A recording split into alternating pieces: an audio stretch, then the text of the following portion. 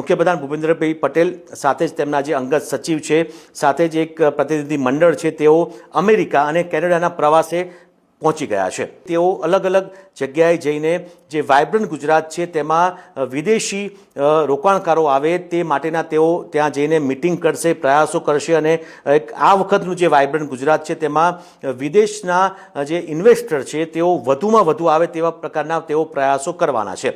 પરંતુ મહત્વપૂર્ણ વાત આપણે જણાવી દઉં કે વર્ષ 1995માં જ્યારે કેશુભાઈ પટેલ ગુજરાતના મુખ્યપ્રધાન હતા ત્યારે અત્યારની કદાચ જેનઝી જનરેશનને ખ્યાલ નહીં હોય, એટલે કે 31 વર્ષ પહેલાં 1995ના વર્ષમાં જ્યારે કેશુભાઈ પટેલ ગુજરાતના મુખ્યમંત્રી હતા ત્યારે તેઓ અમેરિકાના પ્રવાસે ગયા હતા અને ત્યારબાદ તેમની સરકાર ઉથલી ગઈ હતી। જી હા, કેશુભાઈ પટેલ જેવા અમેરિકાના પ્રવાસે ગયા અને ત્યારબાદ શંકરસિંહ વાઘેલાએ ભાજપમાં તેઓ હતા અને ત્યારે તેમણે બળવો પોકાર્યો હતો અને તે વખતે કેશુભાઈ પટેલની સરકાર ઉથલી ગઈ હતી અને સુરેશભાઈ મહેતાને તે વખતે મુખ્યપ્રધાન બનાવવામાં આવ્યા હતા।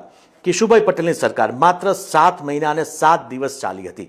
આ વખતે પણ મુખ્યપ્રધાન ભૂપેન્દ્રભાઈ પટેલ અમેરિકાના પ્રવાસે ગયા છે। જો કે 31 વર્ષ બાદ સ્થિતિ કદાચ કંઈક અલગ છે।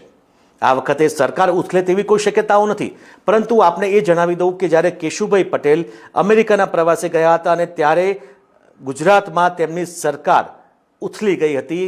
આ વખતે એવી શક્યતાઓ એટલા માટે નથી કારણ કે ભાજપ પાસે પૂરતું સંખ્યાબળ છે, ભાજપમાં એવો કોઈ આંતરિક એવો મોટો કોઈ બળવો નથી જેના કારણે સરકાર ઉથલી શકે।